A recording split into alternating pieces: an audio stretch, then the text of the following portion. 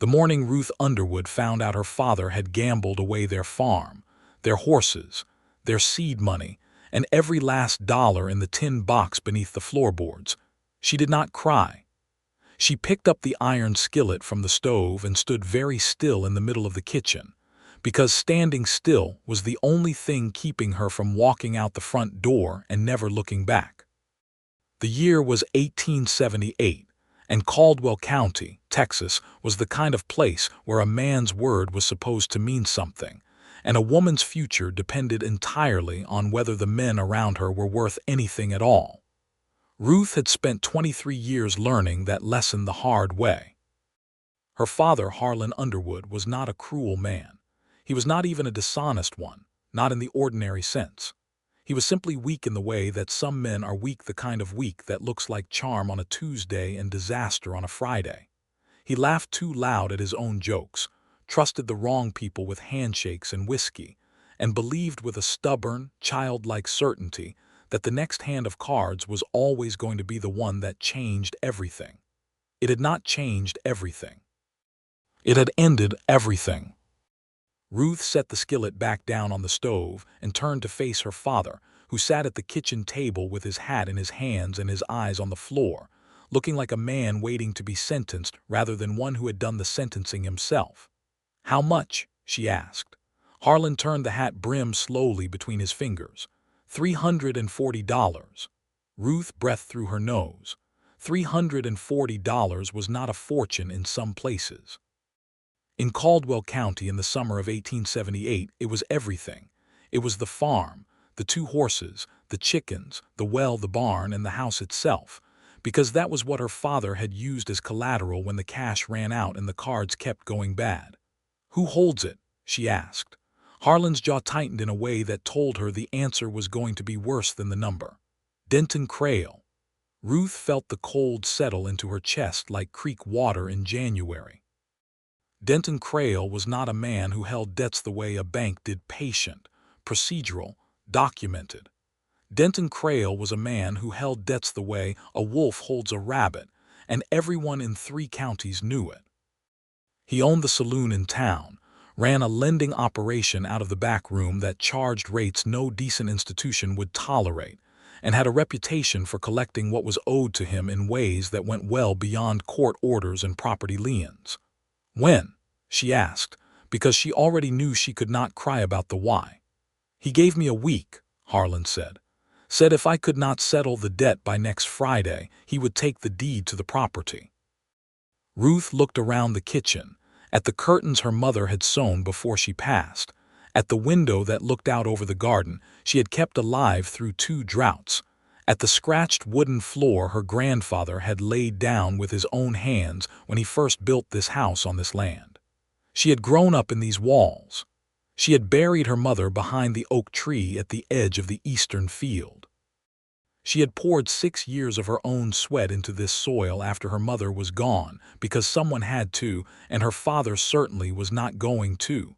She was not going to let Denton Crail take it. "All right," she said quietly. "I will figure something out." Harlan finally looked up at her with the expression of a man hoping to be rescued by someone he had already let down too many times to count. "Ruth, I am sorry." She looked at him for a long moment. "I know, Papa." She said it because it was true, and because she had learned that being angry at a man for being exactly who he had always been was as useful as being angry at the wind for blowing cold. What mattered now was finding a way through. The trouble was, Ruth had no idea where $340 was going to come from. She had $27 of her own saved in a different tin, the one her father did not know about tucked inside an old boot at the back of her wardrobe. She had no living relatives with means. The neighbors were hardworking people who barely scraped by themselves. The bank in Caldwell would not lend to a woman without a male cosigner, and the only men in her life were her father, who had already made clear how much his signature was worth, and the handful of ranch hands who worked seasonal jobs and had nothing to offer. She went to bed that night and stared at the ceiling and thought very hard about every option she had, and by morning she had concluded that she had exactly none. She was at the general store 2 days later, selling a basket of eggs and trying to make the arithmetic work in her head when she heard the name for the first time. "Yates is back in town," said old Pete Garvey from behind the counter, addressing no one in particular, which was his usual way of addressing everyone. "Rode in yesterday. Sold his cattle operation up north, from what I hear. Got more money than he knows what to do with and no particular place to be. Cornelius Yates," asked Mrs. Phelps, who was examining a bolt of calico fabric and pretending not to be eavesdropping on anything. "I thought he left Caldwell County for good. What is he doing back?" Pete shrugged the shrug of a man who had more information than he was willing to organize into sentences. "Visiting, I suppose. Got a room at the Caldwell Inn. Quiet fellow, keeps to himself. But he squared a debt for the Morrow family yesterday, just walked into the land office and paid what they owed outright." Ruth's hands had stopped moving over the eggs. "Paid it?" Mrs. Phelps asked, interest overcoming her pretense of indifference. "Just like that." "Just like that," Pete confirmed, with the satisfied air of a man whose general store happened to be the best source of information in 3 counties. "Didn't ask for anything back either. Just paid it and walked out." Morrow tried to thank him, and he barely stopped long enough to hear it. Ruth set her egg basket on the counter and looked at Pete Garvey with the focused attention of a woman whose future had just flickered with the faintest possible light. "Where exactly is he staying?" she asked. Pete looked at her with the mild curiosity of a man trying to decide if this was his business or not, and then apparently decided it was not, and told her. She found Cornelius Yates at the Caldwell in the following morning, sitting alone at a table near the window in the small dining room, eating biscuits and drinking coffee, and reading a newspaper with the focused quiet of a man who had learned to be entirely comfortable with his own company. He was taller than she had expected, broad through the shoulders, with dark hair that was starting to show some gray at the temples, though he could not have been much past his early 30s. He had the kind of face that was not conventionally handsome, but was thoroughly, utterly compelling: strong jaw, straight nose, dark eyes that came up from the newspaper as soon as she stepped through the door, because he was the kind of man who noticed things before other people thought to look. He looked at her for a moment with those calm, attentive eyes, and then he put his coffee cup down. "Miss," he said, by way of greeting. Ruth had rehearsed what she was going to say for most of the previous night and all of the walk here, and now that she was standing in front of him, she found that every rehearsed word had left her completely.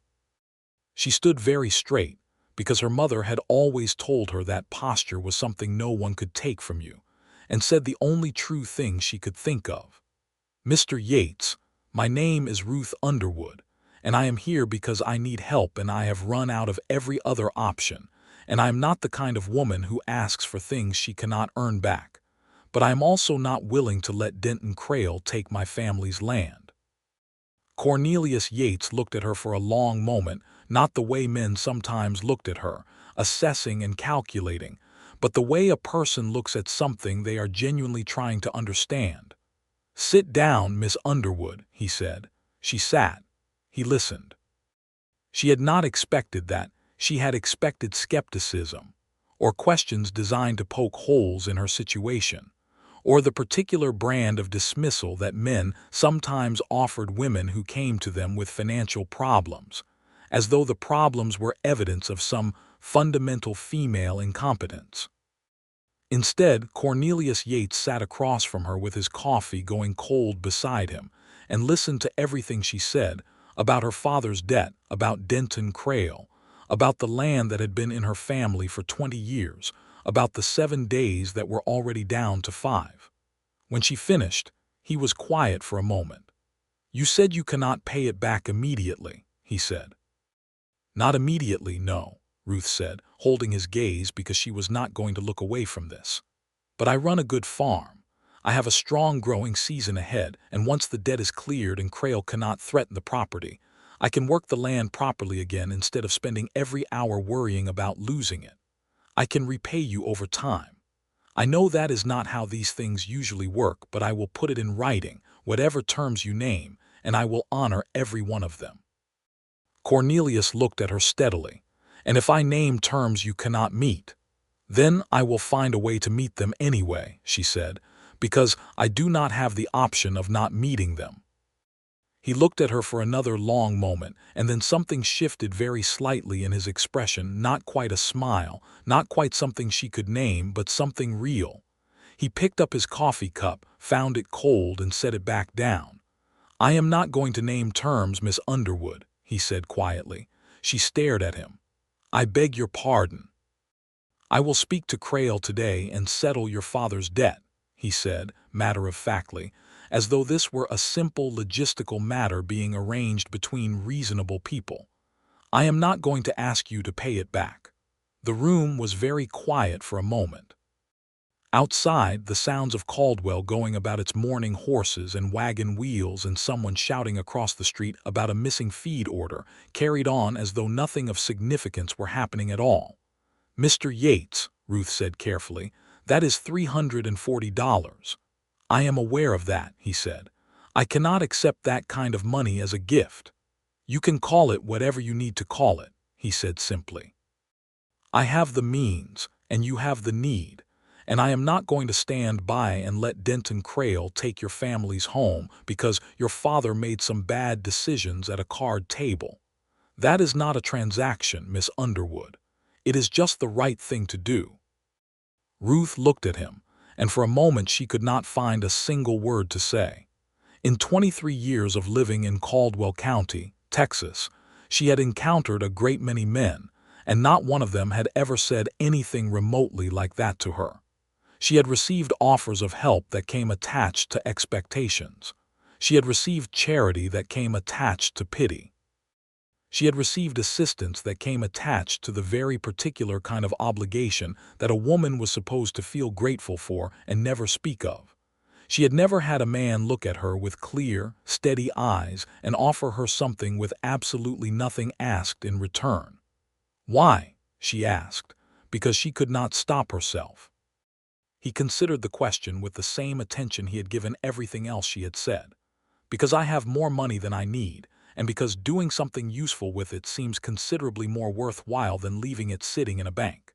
And because," he said, and here something shifted slightly in his voice, not softer exactly, but more direct, "Denton Crail is not a man who deserves to win."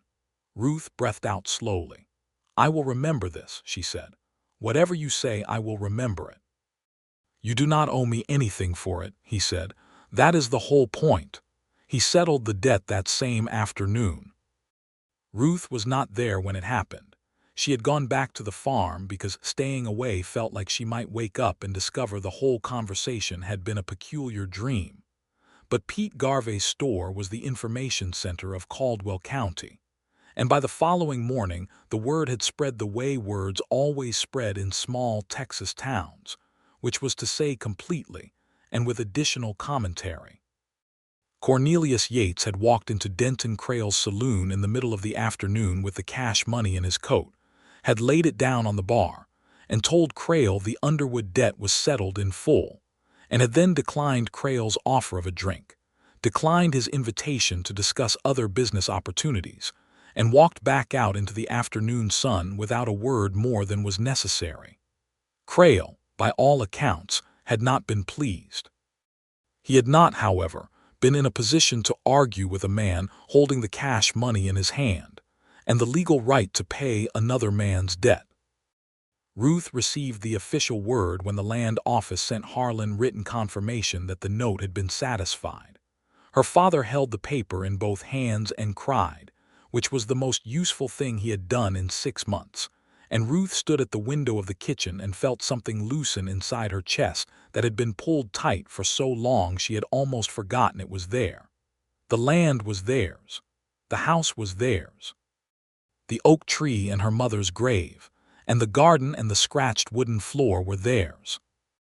She intended to thank Cornelius Yates properly and then let the matter rest, because he had made it very clear that he expected nothing, and she had too much pride to turn his generosity into an obligation by hovering around the edges of it. She was not going to be the woman who followed a man simply because he had been kind to her. She had seen where that kind of gratitude led, and she wanted no part of it. But Caldwell County was a small place, and as the weeks passed, Ruth kept encountering Cornelius Yates in the ordinary way that people encounter each other in small places, at the general store, at the Sunday service at the little white church at the end of Main Street, at the feed and grain on the days she came in to arrange supplies for the fall planting. He was always courteous, never familiar. He greeted her by name when their paths crossed, asked after her farm with what seemed like genuine interest, and then got on with whatever business had brought him to town. He did not seek her out. He did not position himself in her vicinity. He behaved, in other words, exactly like a man who meant what he had said, that he had done what he did because it was right, and not because he wanted something. This was, Ruth discovered, considerably more difficult to resist than anything he might have done deliberately. She started noticing things about him the way you notice things you are trying not to think about. The careful way he held a door open for anyone who might need it. The particular patience he had with the older men at the feed store who took forever to complete a transaction. The way he handled the big gray horse he rode with the same quiet, steady confidence with which he seemed to handle everything. He was not a loud man. He was not a man who took up more space than he needed. But there was a steadiness to him that felt, in a town full of blustering certainty and performative confidence, like something almost rare. She finally sought him out on a Wednesday in September, 3 weeks after he had settled her father's debt, and invited him to supper. He looked at her with those calm, dark eyes, and seemed to consider the invitation for a moment that stretched just long enough to make her wonder if she had misread everything entirely. "I do not want you to think you owe me a meal," he said. "I do not think I owe you anything," she said. "I am asking because I want to." He came to supper on Friday evening. Ruth had cooked a proper meal: roasted chicken, cornbread, green beans from the garden she had managed to keep alive all summer, apple pie from the last of the fall apples. It was not an elaborate spread, but it was good food made with care, and something in the way Cornelius settled himself at the kitchen table and looked around the room told her that he understood the difference between food made for show and food made for meaning. Harlan was there, which made for some complicated dynamics. Her father was charming, as he always was, and full of extravagant gratitude, and Cornelius received all of it with quiet grace, deflecting the effusive thanks with the same ease he seemed to bring to everything. But what Ruth noticed most was the way Cornelius looked at her father, not with judgment, and not with the sort of careful pity that was really just condescension wearing a polite face, but with a straightforward human recognition that seemed to say simply, "I see what happened, and I am not going to hold it over you." After supper, while Harlan dozed in his chair by the fireplace, Ruth and Cornelius sat on the porch in the warm September dark and talked. She had not expected it to be easy. She was not, as a rule, an easy conversationalist. She was direct and sometimes sharp, and had very little patience for small talk about weather and crop prices when there were more interesting things to discuss. But Cornelius did not seem to want small talk any more than she did. He asked her about the farm, not the polite, surface version but the real version, and she found herself telling him things she had not told anyone, about the way she had managed the transition after her mother died, about the specific problem she had with the eastern field where the drainage ran wrong, and the soil stayed waterlogged too long after a rain, about her plans for a second growing season if she could get the irrigation sorted out properly. He listened, and then he offered thoughts, not instructions, not the particular brand of unsolicited advice that some men considered a natural right when talking to a woman about a practical matter, but actual thoughts, offered as contributions to a conversation between equals. He knew something about farming. It turned out, in the way that a man who had spent years running a cattle operation and managing land knew things practical, earned knowledge that came from doing rather than reading. "You could cut a run along the eastern edge," he said, leaning forward with his elbows on his knees, looking out at the dark fields. Depending on the angle of the grade, you might be able to redirect enough of the drainage that the soil has time to dry before you need to plant. I thought about that, Ruth said. The problem is I do not have the labor to do it before spring. I do, he said simply. She looked at him. What? He turned to look at her, and in the lamplight coming through the window his face was steady and serious and absolutely sincere. I'm not doing anything of particular importance between now and spring. If you will show me the problem, I can help you fix it. I have done that kind of work before. Mr. Yates, Ruth said, with the particular tone she used when something required very careful handling. You have already paid off a $340 debt on my behalf. I cannot let you also spend your autumn digging drainage ditches on my property. You keep saying you cannot let me do things, he observed, with a quality in his voice that might, in a different man, have been the beginning of a smile. But you have not actually told me you do not want the help. Ruth opened her mouth and closed it again, because he was entirely right. It is not about whether I want the help, she said finally. It is about the fact that a woman who takes a man's money and then his labor and does not offer something in return is not a woman who stands on her own. Cornelius was quiet for a moment. Then he said, very carefully, "What if I told you that helping you does not feel like giving something away? That it feels more like something I want to do, not because I expect anything, but because I find that I want things to go well for you, and I have the ability to make them go better, and not using that ability seems like a waste of something." The night was very quiet. Somewhere out in the dark, a mockingbird was singing the complicated repertoire that mockingbirds sing, and the air smelled of late summer grass and the apple pie cooling on the windowsill, and Ruth Underwood sat on her porch in the warm Texas night and felt something she had spent the better part of her adult life being very careful not to feel. "You are a strange man, Cornelius Yates," she said. "I have been told that before," he said. "I do not mean it as a criticism," she said. "I did not take it as one," he said, and this time he did almost smile, and she felt it in a place she had not expected. He came back the following Monday with tools and work clothes, and set to work on the eastern drainage problem with the same quiet, focused competence he seemed to bring to everything. He did not need to be supervised or directed after the initial walkthrough, which Ruth gave him, showing him the grade of the land and the point where the water collected after a rain. He looked at it, asked 2 or 3 precise questions, and then went to work. Ruth worked alongside him, because she was not the kind of woman who assigned tasks to other people and then went to do something else. They worked in a companionable silence that Ruth found, to her surprise, entirely comfortable, the kind of silence that does not need to be filled because both people in it feel, without having to discuss it, that they are in the right place. Over the course of the following weeks, the shape of her days began to shift in ways she had not planned. Cornelius came several mornings each week, and the project on the eastern field expanded naturally into other repairs and improvements that the farm needed, and that Ruth had been managing alone for too long. He replaced fence posts that had been rotting since before her mother died.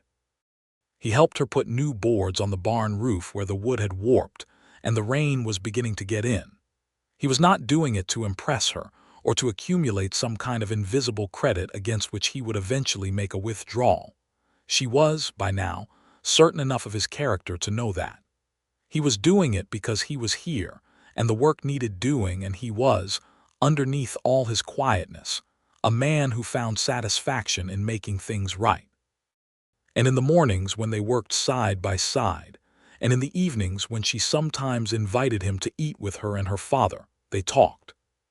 They talked about everything, about the land and the county and the state of affairs in Texas in the years since the war, about the way the railroads were changing everything, and what that might mean for small farms, about books, because Ruth read everything she could get her hands on and was startled and pleased to discover that Cornelius did too. They talked about their mothers. His had died when he was 12, which explained something, she thought, about the particular self-sufficiency he wore like a second skin. They talked about what they wanted, in the careful, honest way that people talk about wanting things when they are not yet sure if wanting them out loud is safe. She was falling in love with him. She knew it the way you know the weather is changing, not all at once, but in accumulating signs that eventually become unmistakable. She knew it when she caught herself thinking about something she wanted to tell him before she had finished thinking the thought. She knew it when his horse appeared at the end of the lane in the morning, and something in her chest lifted the way it had never lifted in 23 years for anyone or anything. She knew it when they sat on the porch in the evenings, and the space between them felt both comfortable and charged, like the air before a storm. What she did not know was whether he felt the same. He was careful, always considerate and present and warm in his own particular, undemonstrative way, but he never pressed, never pushed, never reached for anything that might change the nature of what was between them. She could not tell whether this was because he was the kind of man who was simply careful with everyone, or because he was specifically, deliberately careful with her. The matter became somewhat more complicated in October, when Denton Crail came to call. Ruth was in the garden when she heard the sound of horses on the lane, and she looked up to see Crail riding in with two of the men he kept around him. Big men who did the kind of work Crail needed done, and did not ask questions about it. Crail himself was a broad, well-dressed man in his late 40s with the smooth, practiced charm of a person who had spent decades being dangerous and getting away with it. He rode with the confidence of someone who believed that every piece of property he could see from his horse was eventually going to belong to him. He pulled up at the garden fence and looked down at her with a smile that did not reach his eyes. "Miss Underwood, I hope the fall is treating you well." Ruth straightened up from her work and met his eyes steadily because she was not going to give him the satisfaction of seeing her be afraid. "Mr. Crail, what can I do for you?" "Nothing at all," Crail said pleasantly. "I was in the area and wanted to pay my respects, and to let you know that I harbor no ill feelings about the resolution of your father's account. These things happen." Ruth waited because there was more. There was always more with a man like Crail. "I also wanted to mention," Crail said, his voice taking on the careful quality of a man choosing words that can be denied later, "that a woman managing a property like this alone is a considerable undertaking. If you were ever to find yourself in need of assistance, financial or otherwise, my door is always open." "That is very kind of you," Ruth said, making her voice perfectly neutral. "My farm is doing fine, thank you." Crail looked at her for a moment with something that might have been appreciation and was also clearly calculation. "And Mr. Yates," he said, "he has been spending some time out here, I understand." "He has been helping with some property improvements," Ruth said. "A generous man," Crail said thoughtfully, "though I wonder sometimes about what kind of arrangement that generosity comes attached to." Ruth felt the heat rise in her face and kept it absolutely out of her expression. "The arrangement is a neighborly one," she said, "and it is not your business." Crail held up a hand in a gesture of peaceable retreat that was neither peaceful nor retreating. Of course. Good day, Miss Underwood." He rode away, and Ruth stood in her garden and breathed very carefully until the sound of the horses faded. And then she went inside and sat down at the kitchen table because her legs were shaking, and she needed them to stop. She told Cornelius about the visit that evening. She told him matter-of-factly, without embellishment, because she was not going to make it into something frightening when it might simply have been what it appeared to be, an unpleasant man making an unpleasant visit. Cornelius listened to the whole account without interrupting. When she finished, his face was very calm in the way that still water is calm, that is, not shallow but deep, with things moving underneath. "He wanted to see what was here," Cornelius said, "and to see what you would say." "I know," Ruth said. "He wants the land. He has always wanted it. My father's debt was an opportunity to get it, and you took that opportunity away from him." "He will try again," Cornelius said. "Probably," Ruth agreed. They were sitting at the kitchen table, and the lamp between them threw a warm, unsteady light across the space, and Cornelius looked at her with an expression she could not quite read, though she had been learning to read him for 2 months now. "Ruth," he said, and it was the first time he had used her given name, just like that, without the miss, and something in her registered it completely. She looked at him. "I want to say something," he said carefully, "and I want you to know that it is not connected to anything that has happened with Crail or your father's debt or the farm. I want you to know it is entirely separate from all of that, because if you thought it was connected to those things, you might not believe me." Her heart had taken on a particular quality of stillness that was not quite her natural heart at all. "All right," she said. "I have spent 2 months here," he said, with the careful, honest directness that she had come to understand was simply how he was, not a performance of honesty but the real thing, the kind of honesty that costs something. "And I came back to Caldwell County because I had finished one part of my life and I did not know what the next one looked like. I still do not know entirely, but I know that every morning when I ride out to this farm, I feel like I am heading toward something worth heading toward, and that is not something I have felt in a long time." Ruth's hands were very still on the table. "I am not saying this to ask anything of you," he said, "and I am not saying it to make things complicated. I am saying it because I have been not saying it for 2 months, and I find that I cannot keep not saying it and look at myself in the mirror." The mockingbird was going again somewhere out in the night. The lamp flame moved in a small draft. "You have been not saying it for 2 months?" Ruth asked very quietly. "Yes," he said. "I have been not saying the same kind of thing," she said, "for roughly the same amount of time." Cornelius looked at her, and for a moment neither of them said anything at all, and the silence was so complete and so charged that it felt like the whole world had taken a breath. "Well," he said finally, with a quality in his voice she had never heard before, something unguarded, something that lived underneath all that steady composure. "That seems like useful information." She almost laughed. She did not, because the moment felt too big for laughter, but she almost did. "It seems like it," she agreed. They were not the kind of people, either of them, who rushed toward things. They had both spent enough of their lives being careful that caution was not a decision but a nature. But that evening something shifted between them as simply and irreversibly as a door opening. And when Cornelius rode away from the farm that night, he turned back once at the end of the lane, just briefly, and looked toward the house, and Ruth was standing on the porch and saw it, and she held her hand up, and he lifted his hat in return, and that was the beginning. What it was the beginning of unfolded slowly, and with the particular warmth of things that are not rushed, of Sunday afternoon walks along the creek that ran along the southern boundary of the Underwood property, where the cottonwoods were turning gold in the autumn, and the water ran clear over smooth stones. Of evenings on the porch that stretched later and later into the night because neither of them was quite ready to say good night. Of conversations that went everywhere and nowhere and left Ruth feeling, afterward, as though she had been seen in some fundamental way that she had not known she was waiting for. He brought her wildflowers the first time in October, just a handful he had picked from along the road, held out with the straightforward lack of ceremony that characterized everything he did. And she took them and put them in a jar on the windowsill, and they stayed there until they dried completely, and then she kept them dried because she was, it turned out, the kind of woman who kept things that mattered even when they were no longer green.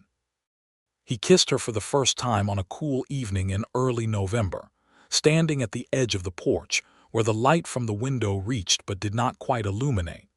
And it was exactly the kind of kiss that a man like Cornelius Yates would give, deliberate and quiet and entirely sincere, as though everything he meant by it was right there in it, with nothing hidden and nothing performed. Ruth kissed him back with all the direct, unguarded completeness that was her particular nature, and afterward they stood for a moment in the cool November air with their foreheads nearly touching, and neither of them said anything, because nothing needed to be said. November brought cold, and with the cold came the reality of what the next few months were going to look like for the farm. The fall harvest had been decent, not exceptional, but solid, and with the eastern drainage problem resolved, the spring planting looked more promising than anything Ruth had seen in 2 years. But the winter was lean by necessity, as winters on small Texas farms generally were, and Ruth was managing it with the competent, unsentimental practicality that she brought to every difficult thing. Denton Crail made one more appearance in November, this time at the general store, where he encountered Ruth while she was settling her account with Pete Garvey. He was with 2 other businessmen from another county, she gathered, people he was entertaining, and he greeted her with a warmth that was designed to be noticed. "Miss Underwood," he said, with expansive good humor, "I hear congratulations may be in order. I understand Cornelius Yates has been paying court to you. A fine thing." Ruth looked at him calmly. "Good morning, Mr. Crail." "I trust the farm is doing well," Crail continued, with the pleasant air of a man who is not going to let an unreturned social warmth deter him from his point. "I was saying to my associates here that the Underwood property is one of the finest pieces of ground in the county. Good soil, good water access. Shame it is not better utilized." "It is very well utilized," Ruth said pleasantly. "Thank you for your concern." Something flickered behind Crail's eyes, not anger exactly, but the kind of recalibration a man does when a conversation has not gone the way he intended. "Of course," he said. "Well, good day." He turned away with his associates, and Ruth paid her account and went home, and that evening when Cornelius came by, she told him about it with the same matter-of-fact recounting she had given him last time. This time, Cornelius was quiet for a little longer than usual. "He is not going to give up on that land," he said. "I know," Ruth said, "but he cannot touch it now. The deed is clear." "Legal clarity does not always stop a man like Crail," Cornelius said. He looked at her directly.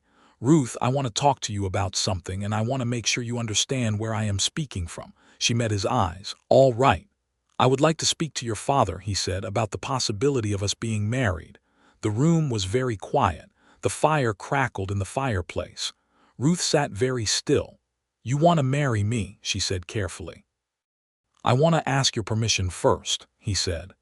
"And then, if you give it, to speak to your father about it properly, because that is the right way to do it.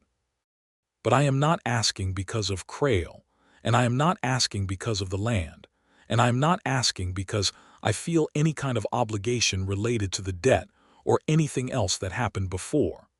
I am asking because I have been in love with you probably since the morning you walked into that dining room at the inn and told me you had run out of every other option, and you were not willing to let Denton Crail take your family's home. I did not know it was love exactly then, but I know it now." Ruth looked at him for a long moment. She thought about the tin box under the floorboards that had been empty. She thought about the morning she had stood in the kitchen holding an iron skillet, trying not to fall apart. She thought about the way this man had listened to her without judgment, had paid a debt without asking for anything, had spent 2 months helping her fix a farm that was not his and talking to her about books and drainage and what they wanted from their lives, and had kissed her exactly once in the November air with his whole, unperformed self right there in it. "I give you my permission," she said. "And for what it is worth, what I feel is the same." The expression on his face when she said that was the most unguarded she had ever seen him, and she understood in that moment that whatever composure he maintained, whatever steady, careful surface he presented to the world, there was something inside it that was completely awake to her, and that it had been for a very long time. He spoke to Harlan that same evening. Her father, to his credit, managed the conversation with more dignity than Ruth would have predicted. He was tearful and grateful, and spent considerable time apologizing to Cornelius for circumstances that Cornelius had already decided long ago not to hold against him. But he gave his blessing with sincerity, and when Ruth brought in the coffee afterward and the 3 of them sat together by the fire, she felt the particular quality of a household that has just had its future change in a good direction. They were married in February of 1879, at the little white church at the end of Main Street in Caldwell, on a bright cold day when the sky was the particular shade of blue that only happens in Texas in winter, the kind of blue that looks like it goes up forever. Ruth wore her mother's best dress, which she had let out at the seams and taken in at the waist and altered enough that it fit, and she carried a small bunch of winter blooms that Cornelius had somehow managed to find and did not explain how. The church was full, because Caldwell County was the kind of place where people came to see things happen. Pete Garvey was there, looking deeply satisfied as the source of the original information about Cornelius Yates' return to town. Mrs. Phelps was there in her best calico. The neighbors were there, the Morrows, whose debt Cornelius had also quietly settled, and who had since become genuine friends, bringing their 3 children who sat in the pew and behaved with the uncertain stillness of children who have been told firmly to be good. Harlan Underwood walked his daughter down the aisle, and for once he did not look like a man who had made too many wrong choices. He looked like a man who had somehow, through the grace of something he did not deserve, ended up standing next to something that went right.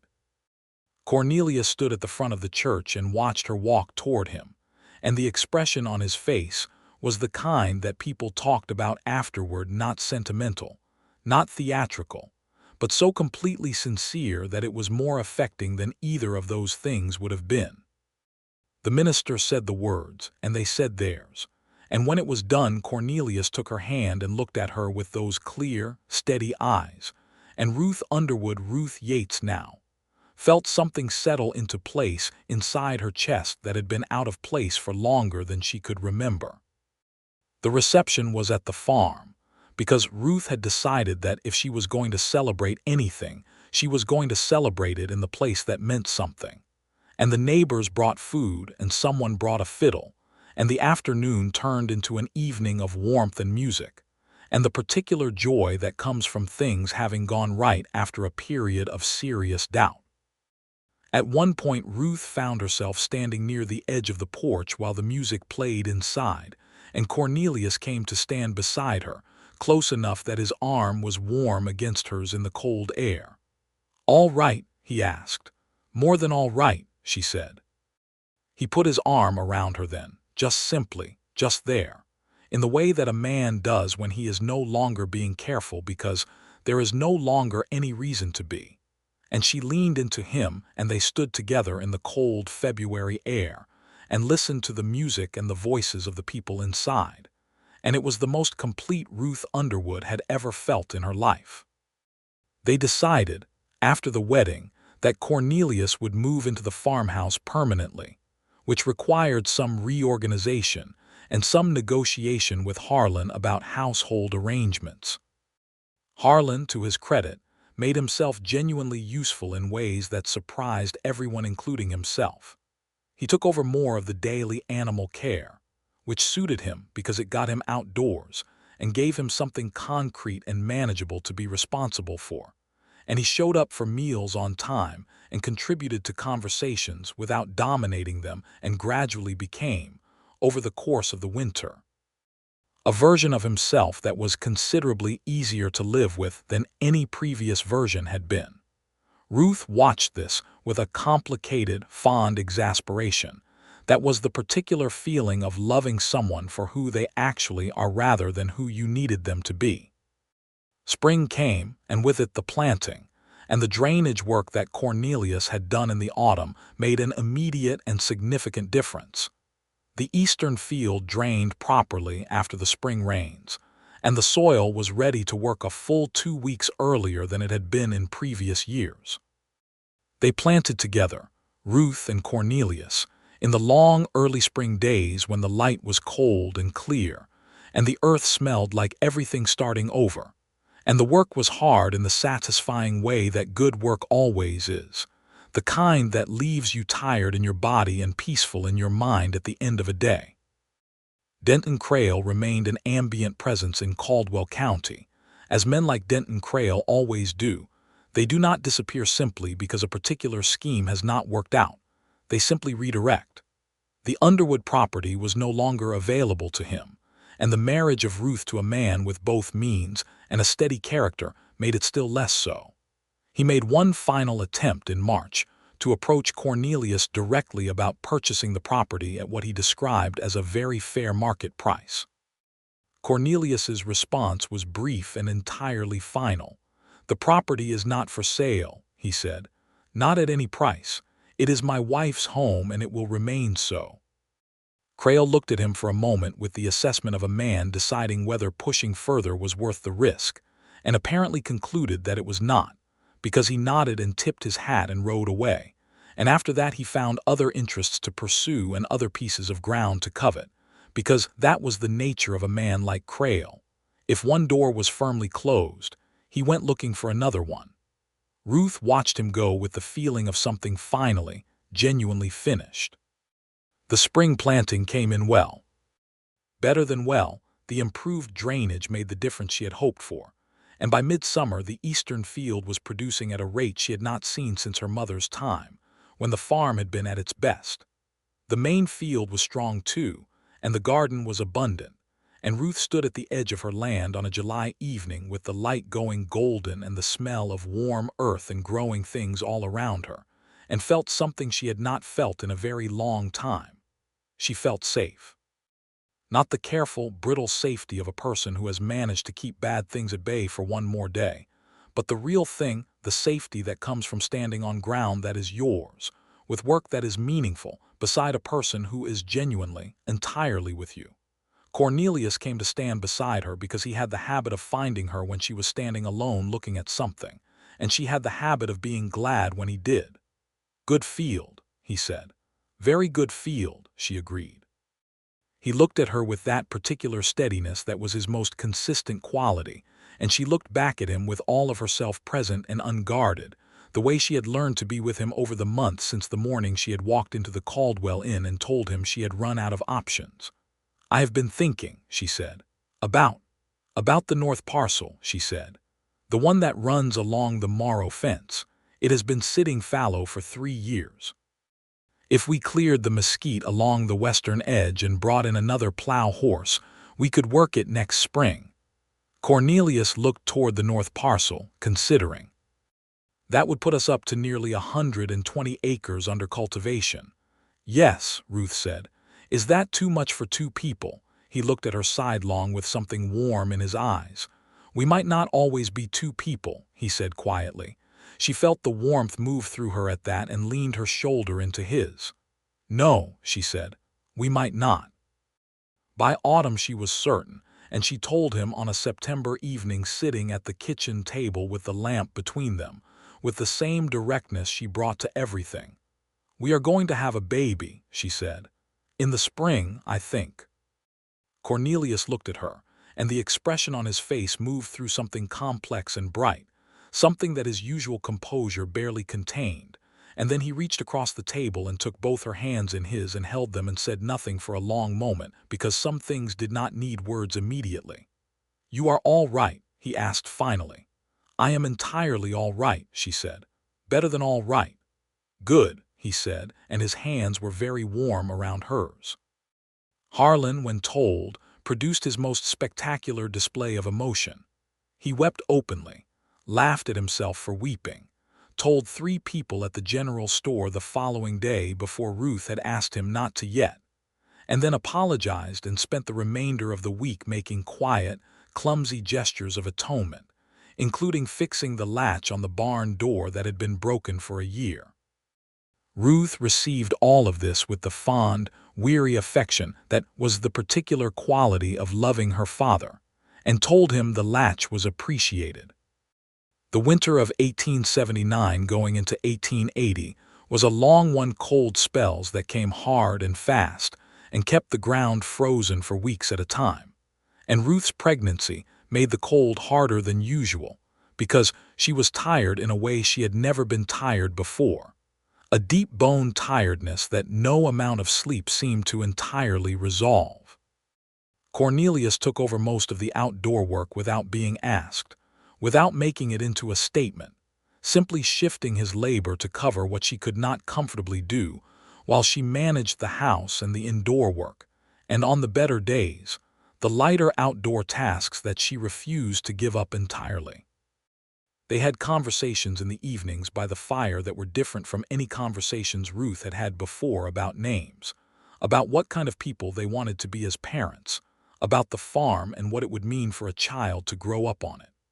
Cornelius talked about his own childhood, the years after his mother died, the way he had learned to be self-sufficient by necessity, and how he hoped that any child of theirs would have more of what they needed and less of what he had grown up without. "He or she will have everything we can give," Ruth said. "That is more than enough," Cornelius said. "More than most." He was right.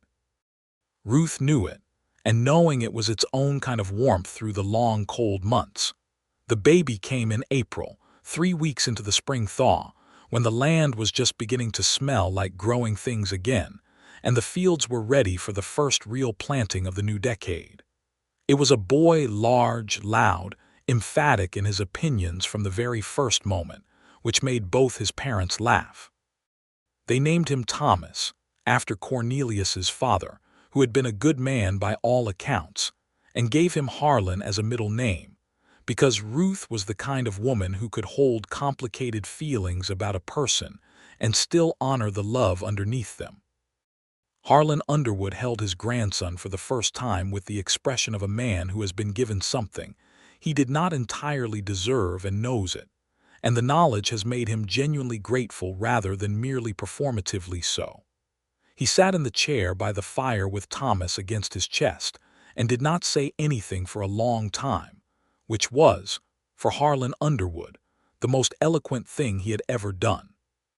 Ruth watched from the bed, tired in a way that had a quality of completion to it, with Cornelius sitting on the edge of the mattress beside her, his hand warm over hers. "He looks like you," she told him. "He looks like a turnip," Cornelius said, and she did laugh that time properly, though it made her ribs ache. "He looks like our boy," she said. "That is exactly right," he said softly. The spring planting was the best they had yet managed together. 3 seasons of sustained work had improved the land measurably, and with the eastern drainage functioning properly, and the north parcel cleared and turned over in the fall, they had the most acreage under cultivation the Underwood farm had seen in its entire history. Ruth was back on her feet within 3 weeks, which Cornelius thought was too soon and said so, and Ruth told him firmly that she knew her own body better than he did, and that sitting indoors while the spring planting needed doing was not something she was capable of.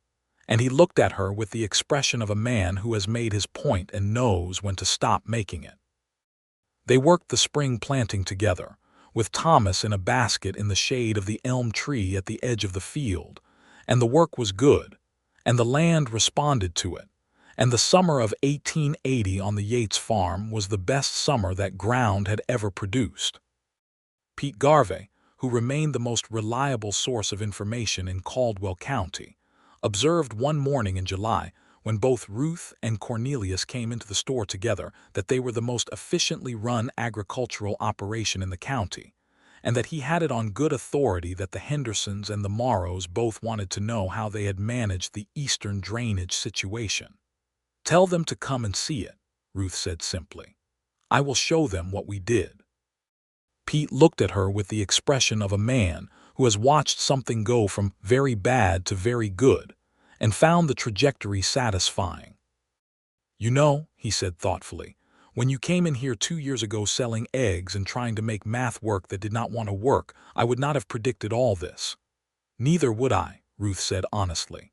"I might have," Cornelius said mildly, and she turned to look at him, and the look on his face was that warm, unguarded quality she had learned to know as the most honest version of him, and she felt it as clearly as sunlight.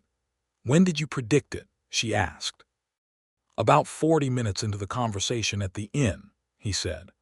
Pete Garvey found this deeply satisfying and told at least 6 people about it by the end of the week.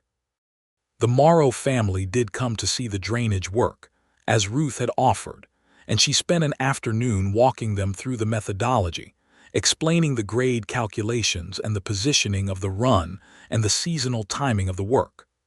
The Morrow wife, Clara, was a practical, direct woman who asked good questions, and her husband James listened carefully and took notes in a small book.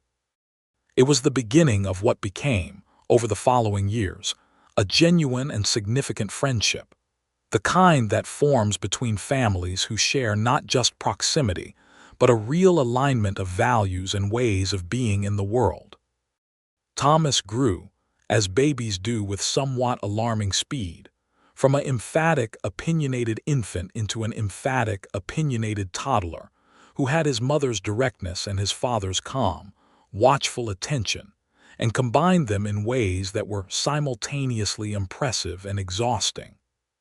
He had Cornelius's dark hair and Ruth's gray-green eyes, and he regarded the farm and everything on it with the proprietorial satisfaction of a small person who understood, even before he had words for it, that this place was his.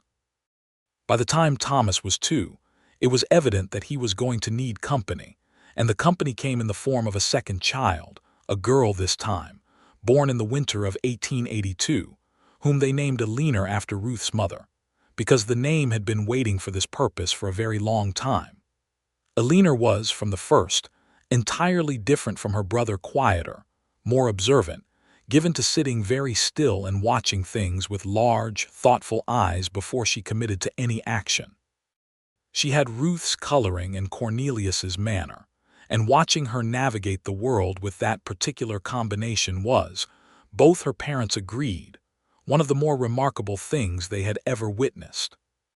Harlan, who was 62 now and had slowed considerably though he had not stopped, adored both grandchildren with an openness that Ruth found both touching and somewhat exasperating, because he could not be in the same room with either of them without attempting to give them something he should not, a piece of sugar candy at the wrong time of day, a story that would give them ideas, a small knife he thought Thomas was old enough for when Thomas was demonstrably not.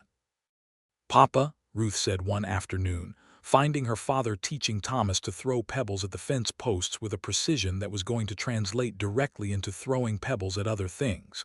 "He is 4. An excellent aim," Harlan said proudly. Ruth looked at Cornelius, who was leaning against the barn door watching all of this with that almost smile he had, and who very carefully did not take a side.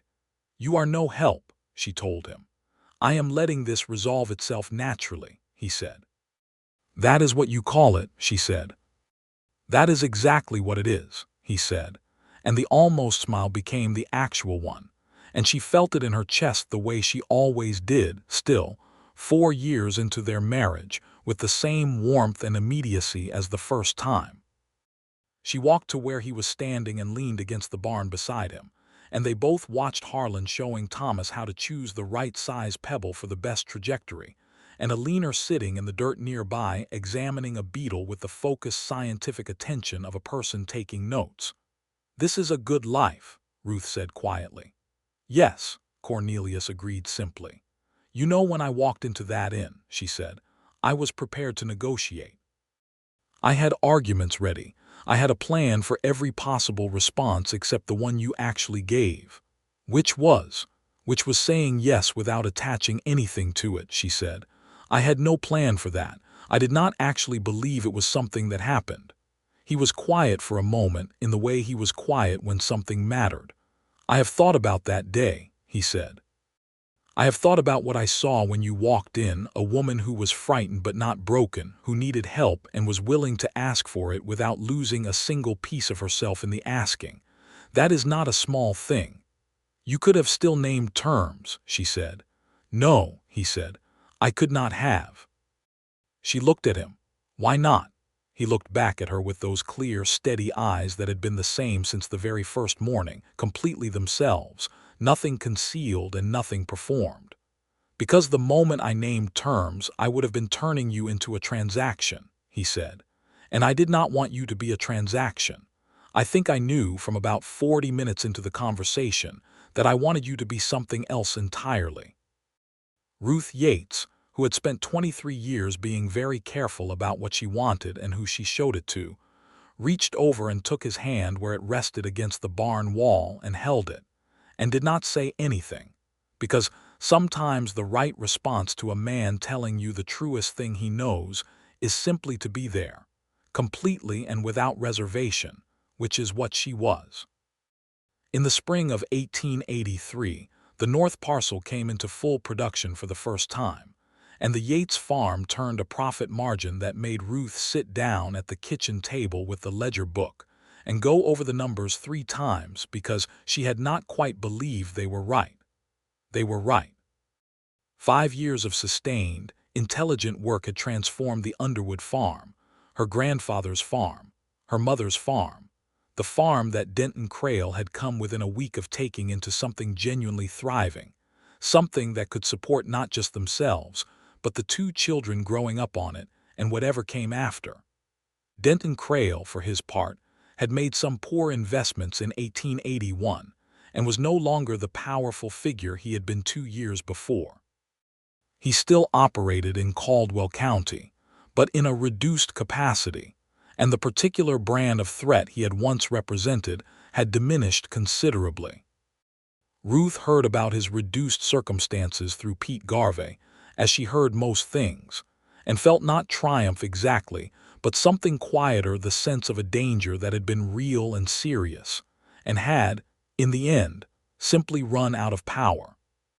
She went to her mother's grave under the oak tree at the edge of the eastern field on the morning after she heard that news, as she sometimes did when something significant had shifted, and stood there in the spring morning with the young leaves on the oak making their particular sound in the breeze. "We are all right, Mama," she said quietly to the stone. "We are better than all right."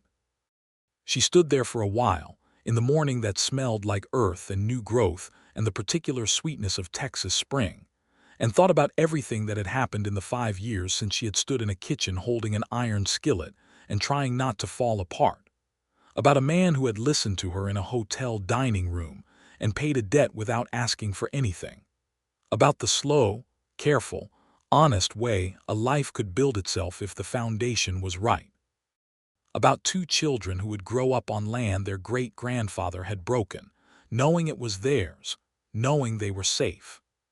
She walked back to the house, because the morning was getting on and there was work to do, and halfway across the eastern field she met Cornelius coming out to find her, with Thomas on his shoulders and a leaner holding his hand, and the 3 of them coming across the field toward her in the morning light was the kind of image she thought she would carry with her for the rest of her life, clear and real and entirely, finally, hers. Thomas stretched his arms out from Cornelius's shoulders as if he was flying, and Alina said something serious and important about a caterpillar she had found, and Cornelius looked at Ruth across the distance between them with those steady, clear eyes, and something in his face simply said, "There you are, the way it always did, the way she understood now it always would." She walked toward them.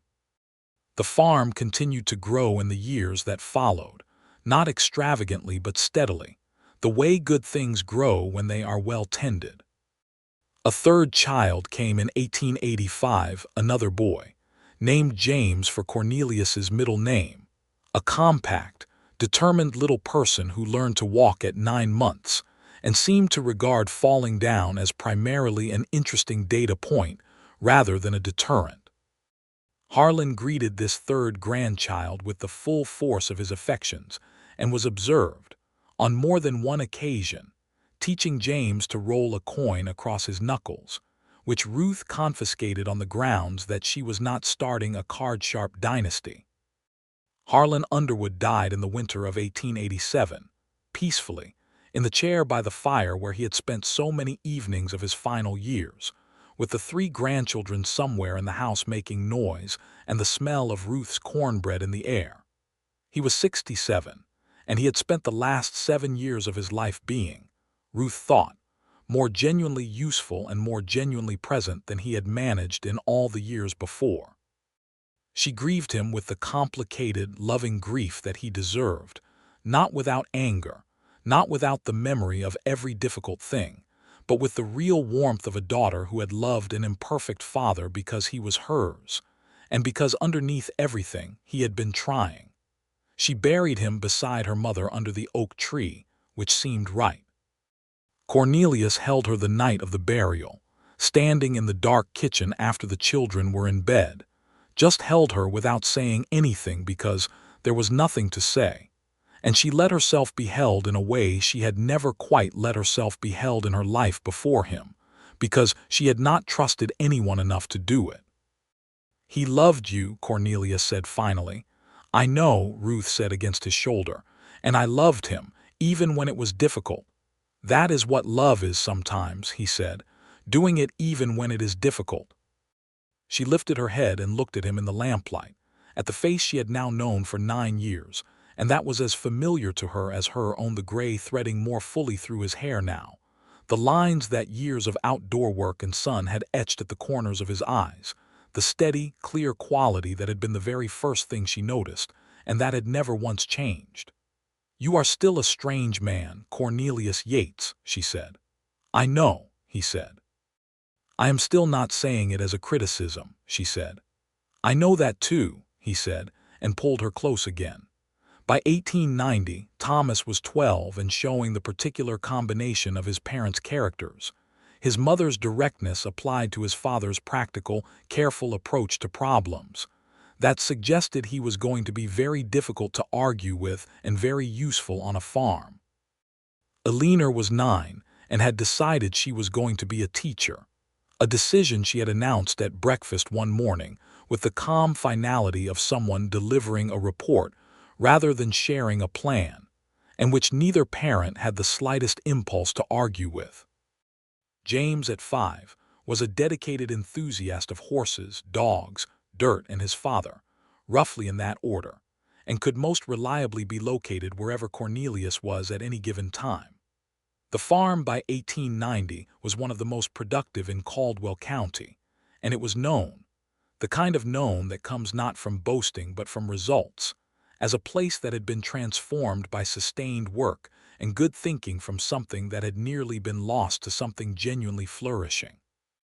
Pete Garvey, still behind the counter at the general store though somewhat slower than he had been, told anyone who would listen that he had known it would work out this way from the moment he mentioned to Ruth Underwood that Cornelius Yates was back in town.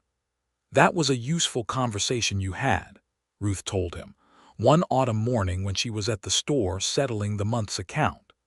"The most useful I ever had," Pete said with deep satisfaction.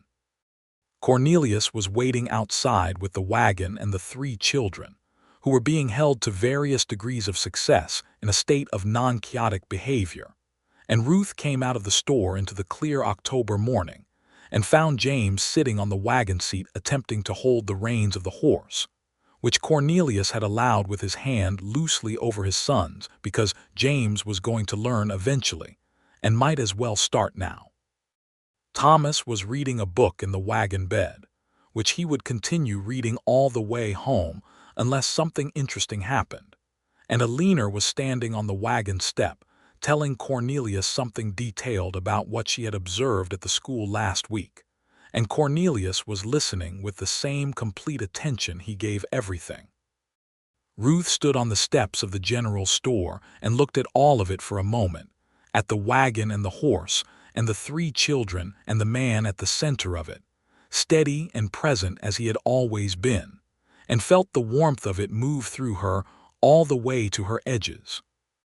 She walked down the steps and across to the wagon, and Cornelius looked up as she approached with that expression she had loved for 12 years now, that simple, complete recognition, and held out his hand to help her up, and she took it, and the warmth of his hand was as familiar as breathing, as necessary as the earth under her feet. "Ready?" he said. "Ready," she said. They drove home through the October morning, through the county that was golden with autumn, past the fields that were resting after the harvest, down the lane that led to the farmhouse with the oak tree at the edge of the eastern field, and the kitchen window, where a jar of dried wildflowers had stood since the first October he had thought to bring them, past the graves under the oak where her mother and father rested in the ground they had all loved, and into the yard of a farm that was, by every measure that mattered, exactly what it was supposed to be. Ruth stood in the yard after the wagon stopped, and the children spilled out of it in the various directions, their separate interests demanded, and breathed in the autumn air that smelled of turned earth and wood smoke and the last of the season's apples, and felt the particular, irreplaceable quality of standing exactly where you belong.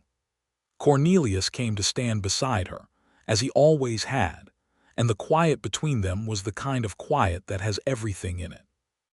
"Do you ever think about the morning I came to find you at the inn?" she asked. "Often," he said. "Do you ever wonder what would have happened if you had said no?" she asked. "Named terms. Sent me away with something I could not meet." He thought about it for a moment, seriously, the way he thought about everything. "I think I would have gone on to wherever I was going next," he said.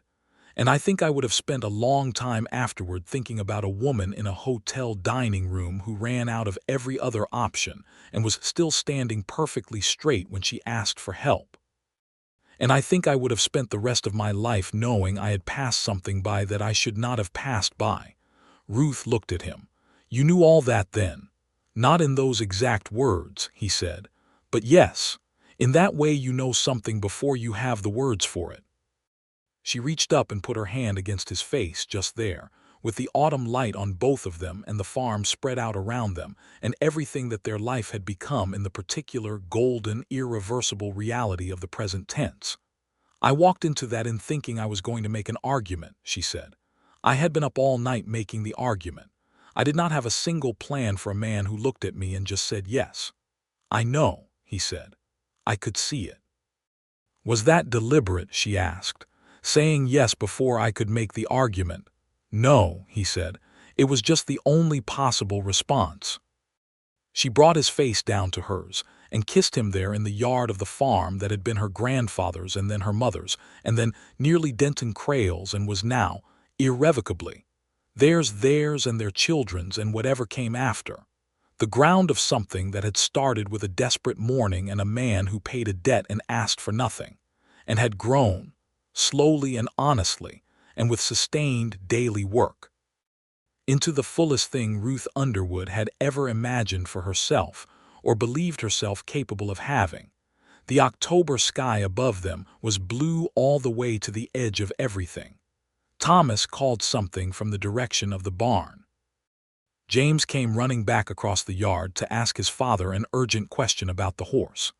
Alina appeared at the kitchen door to report that someone needed to deal with a situation involving the chickens.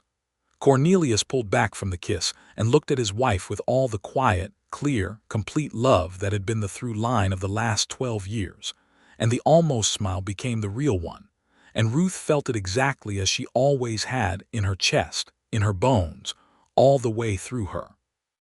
"Our children require us," he said.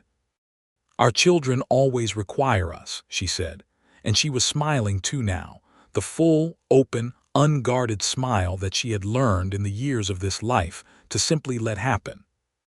They turned toward the house together, and the farm received them, and the October afternoon went golden over all of it, the fields, the oak tree, the house with its scratched wooden floor and the window where the light came through, and the kitchen that always smelled of something good, the graves of the people who had started this and the living people who were continuing it, the land that had been almost lost and was now, completely and finally and permanently, found. And that was enough. More than enough. It was, in fact, everything.